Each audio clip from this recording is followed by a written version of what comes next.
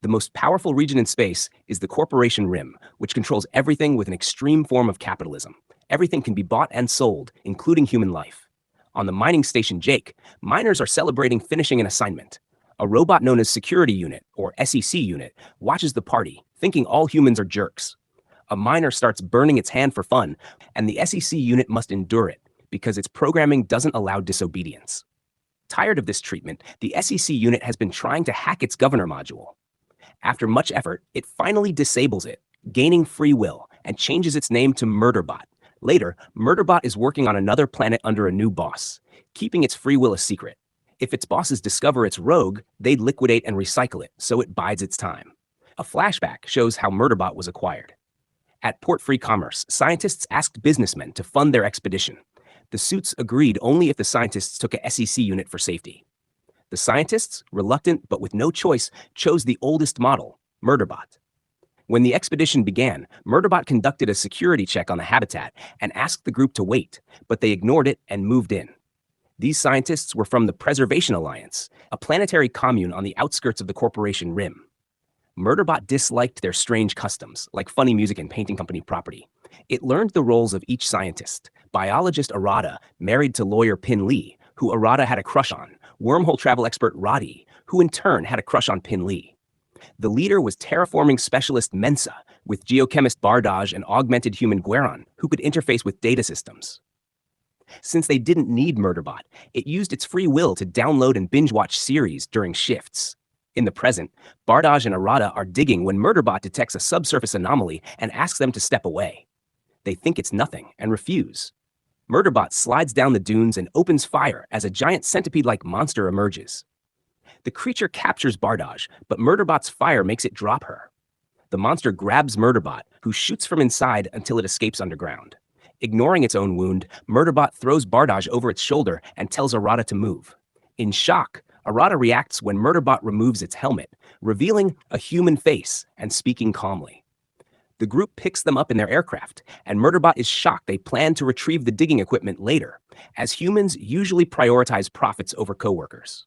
Murderbot imagines killing them and escaping, but realizes the aircraft wouldn't get far.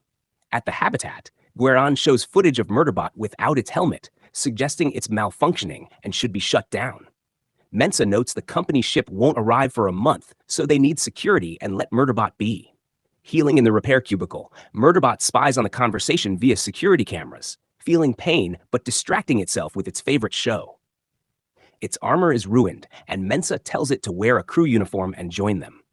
Feeling odd in human clothes, Murderbot is congratulated for its actions, and the group claps, asking for a speech.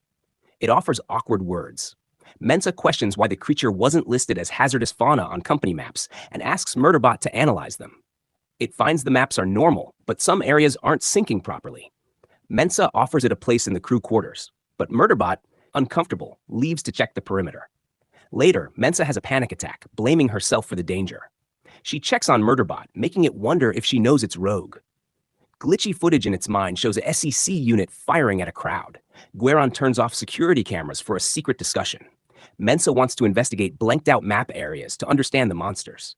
Arata suggests taking Murderbot, but Gueron refuses, believing it's a killing machine. Bardaj, feeling better, volunteers to go with Mensa. In the morning, Murderbot realizes the humans are exploring without it and thinks they're foolish. It monitors them via aircraft cameras. Gueron orders Murderbot to remove its helmet and maintain eye contact, suspecting something's wrong. He reveals the Preservation Alliance views AIs as people, unlike the Corporation Rim, which sees robots as property. He questions how Murderbot knew to comfort Arata, and it claims it's programmed for emergencies, though it learned from its show. Murderbot can provide intimacy if ordered, and its pre-security job memories were erased. In the bedroom, Pin Lee admits nearly losing Arata scared them, agreeing to a 3-person experience with Roddy. They invite Roddy, who signs a consent form before they proceed. Gueron tries accessing Murderbot's files, so it distracts him with bedroom camera footage. A security ping from the aircraft interrupts. Mensa and Bardaj land at the survey site, with Bardaj staying aboard to warn of threats. Mensa's devices glitch on a steep hill. Murderbot detects her panic attack and urges her to return due to a threat, but she refuses. Bardaj and Gueron also urge her back as a monster appears, jumping over her to a valley full of dead creatures. A drone investigating is destroyed by a force field. Murderbot informs Guerin that Mensa is returning. Guerin asks Murderbot to recover old memories, which it promises after blocking his access. Back at the habitat, the team discusses the nest, suspecting alien synthetics glitched the maps. Pin Lee notes exploiting such remnants is illegal. Mensa tries contacting the Delt Fall team on the planet's other side, but gets no response, assuming broken devices. The team, with Murderbot, agrees to check on them, leaving Guerin and Bardash behind. The Delt Fall group is found dead, their habitat bloodied. During the trip, the crew debates AI feelings, annoying Murderbot, who watches habitat cameras. Bardash, crying, admits fear of the monster, rejecting Guerin's therapy modules. Guerin sneaks into Mensa's room, making Murderbot suspect he's a company spy, but he just buries his face in her pillow. The aircraft's satellite signal drops, and Pin Lee notes ongoing outages. Murderbot confirms this, admitting SEC units check client logs, upsetting Pin Lee.